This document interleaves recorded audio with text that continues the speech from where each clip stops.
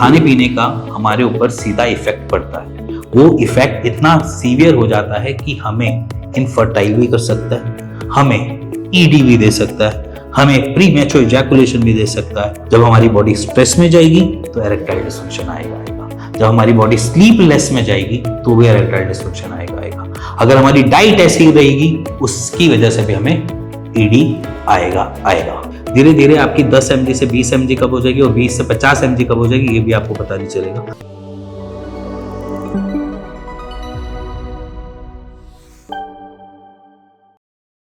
आज का टॉपिक है बड़ा हॉट टॉपिक जिसको हम बोलते हैं erectile dysfunction. Most of the patient ढूंढता है, इधर उधर घूमता है, वायग्रा के बारे में सुनता है और इसी के साथ साथ वायग्रा, टैडालाफिल, सल्डेनाफिल के बारे में भी सुनता है और उसको थोड़ा थोड़ा रिसर्च करता है और उसके बाद वो एक आयुर्वेद का कंसेप्ट भी अपने माइंड में लेकर चलता है कि आयुर्वेद से मैं ठीक हो सकता हूँ या नहीं, या होम्योपैथी से ठीक हो सकता हूँ या नहीं, क्योंकि वो मल्टीपल क्वेश्चन से घिरा हुआ है।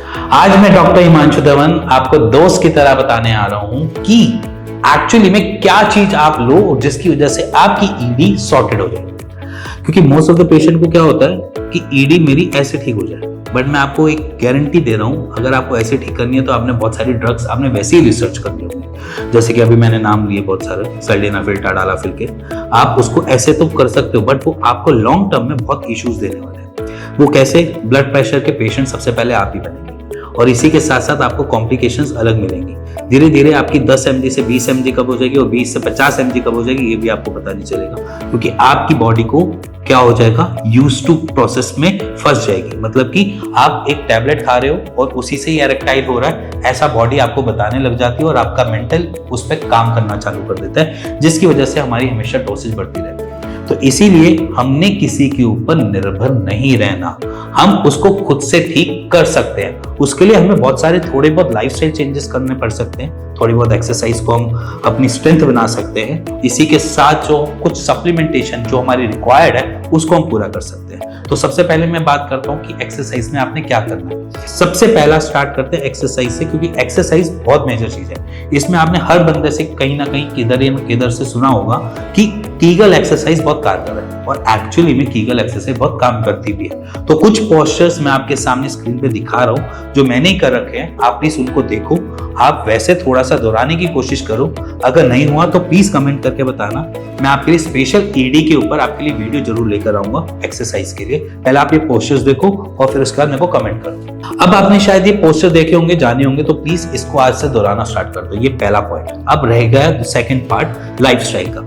लाइफस्टाइल में हमको कुछ चीजों की रिक्वायरमेंट है, जैसे कि हमारा सबसे पहले उठना, उसके बाद खाना और तीसरा हमारा सोना। ये 3 मेजर चीज होती है अगर मैं पूरी लाइफस्टाइल में देखा जाए। अगर लाइफस्टाइल में अगर ये तीनों चीजें अप्रोप्रिएट अमाउंट में चल रही है ना तो सारी चीजें सेटल चल रही है। बट अगर यहाँ पर कुछ ऊपर नीचे हो रहा है तो समझ लेना भैया हमारी बॉडी कहीं ना कहीं क्रैश बोलेगी और सबसे पहला इफेक्ट हमारी ईडी से ही होगा। जब हमारी बॉडी स्ट्रेस में जाएगी तो इरेक्टाइल डिसफंक्शन आएगा।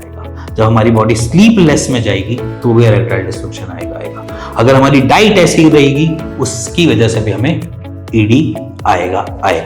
सो बेसिकली अगर मैं यहाँ पे बात करूं तो 8 घंटे की नींद नेसेसिटी कहते हैं, बट मैं कहता हूं आप 9 घंटे की नींद लो, मैं आपको मना नहीं करूंगा। अगर आपके ऑफिस आवर्स में आपका स्ट्रेस लेवल बहुत ज्यादा है तो कुछ ऐसी ब्रीथिंग एक्सरसाइज को अपने डेली बेसिस में लेकर आओ जिससे आपकी स्ट्रेस लेवल को कम होना पड़े।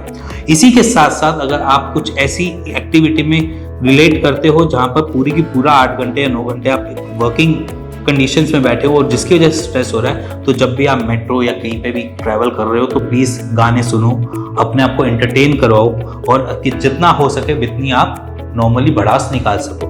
तो भड़ास निकालने का मतलब ये नहीं है कि आपने सीधा ऑफिस के अपने हेड को गालियां देनी चालू कर दी। भड़ास ऐसे भी निकाल सकते हो कि थोड़ा सा शांति प्लेस में जाकर अपने कुछ प्रॉप्स लेकर कुछ भी वैसी भड़ास निकाल सकते हो, तो वो निकालना स्टार्ट करो। सबसे मोस्ट इंपॉर्टेंट बात जो है वो ये है कि आपका इनटेक प्रोसेस।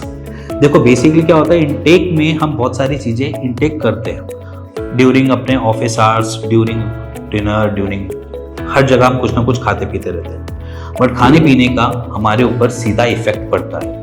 वो इफेक्ट इतना सीवियर हो जाता है कि हमें इनफर्टाइल भी कर सकता है, हमें ईडी भी दे सकता है, हमें प्री मैच्योर इजैकुलेशन भी दे सकता है और हमें अलग कॉम्प्लिकेशंस में भी डाल सकता है। सो फूड में हम इतनी सारी चीजें एकदम से इनटेक नहीं कर सकते हैं। अगर मान के चलो मैं आपको बोलूं कि जिंक लेना स्टार्ट कर दो आज से, आप आज से जिंक लेना स्टार्ट भी कर दोगे, वैसे फूड को आइटम को लेना भी स्टार्ट कर दोगे, बट फिर भी आपका जिंक इतना रिच नहीं हो पाएगा जिसकी वजह से आपकी फर्टिलिटी दिक्कत में आई या फर्टिलिटी दिक्कत से बाहर निकल सको।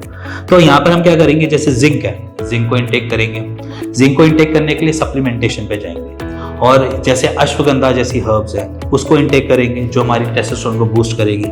शिलाजीत जैसे है, ऐसे कंपोनेंट्स, ऐसे मिनरल्स को इनटेक करेंगे जिसकी वजह से हमारा टेस्टोस्टेरोन बूस्ट हो, हमारा कोर्टिसोल रिलैक्स हो, और जिसकी वजह से हम खुश महसूस करें और बॉडी में एनर्जी लेवल को बढ़ते हुए देखें। इसी के साथ हम और चीजें देखेंगे, जैसे कि हमारे कोक्यू एंजाइम्स है जो रिक्वायरमेंट होते हैं फर्टिलिटी के लिए और हमारी एरेक्टाइल डिसफंक्शन के लिए भी, तो कोक्यू एंजाइम्स को हम इनटेक करना चालू करेंगे। अब वो ऐसा तो है नहीं कि आपको मिल जाएंगे। सो यहाँ पर एक और पार्ट आता है, नया पार्ट, ब्लड के फ्लो को अच्छे से फ्लो करवाने के लिए कुछ हर्ब्स होती हैं, उनकी रिक्वायरमेंट हमारे शरीर को होती है, तो उनको कौन देगा? वो ऐसा तो है नहीं कि आपको एक नॉर्मल खाने पीने में मिल जाएगी, उसके लिए रिक्वायरमेंट होती है हमारे को हर्ब्स की, न्यूट्रिशंस की, सप्लीमेंट्स की। तो उन सप्लीमेंट और न्यूट्रिशन का कॉम्बिनेशन जो लेकर आया वो लेकर आया सीड फूड, जो आपको एक्चुअली में रिकवर करता है ईडी से, वो भी किसी ऐसे प्रोसेस में फंसने के बजाय जहां पर आपकी डोसेज बार बार बढ़े। यहाँ पर आपकी डोसेज धीरे धीरे कम की तरफ जाएगी और आपको हेल्प करेगी आपके एरेक्टाइल से निकलने की। जब आप एरेक्टाइल डिसफंक्शन से बाहर निकल जाएंगे तो ये जरूर सोचेंगे कि कब कौन सा टाइम पीरियड था जहां पर मैं फंस गया, बट आज मैं एक्यूरेटली ठीक हूँ, पूरा सही से ठीक हूँ, मेरी फर्टिलिटी और मेरे इंटरकोर्स में कोई भी ऐसा प्रॉब्लम्स नहीं आई है। सो बेसिकली उस सारी कॉम्बिनेशंस का एक ही कॉम्बिनेशन है मेल फर्टिलिटी किट से, जो आपको एक्चुअली में प्रॉपर न्यूट्रिशंस के साथ आपकी ईडी को क्योर करने में मददगार करता है। इसी के साथ अगर आप कुछ जानना चाहते हैं, समझना चाहते हैं, कोई भी ऐसे क्वेश्चन है आपके मन में, तो बेचिंतित होकर मेरे को कॉल कर सकते हो, मेरी टीम से बात कर सकते हो, और इसी के साथ सीड फिट पे जाकर अपना एक टेस्ट भी क्लियर कर सकते हो। इसी के साथ मिलेंगे नेक्स्ट वीडियो के लिए, तब तक के लिए नमस्कार।